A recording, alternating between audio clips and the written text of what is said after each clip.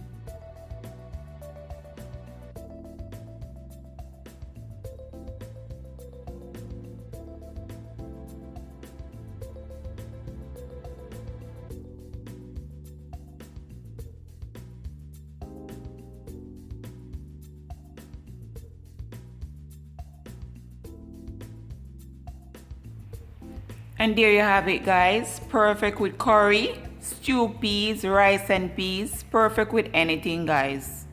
Thank you all for watching, see you next time.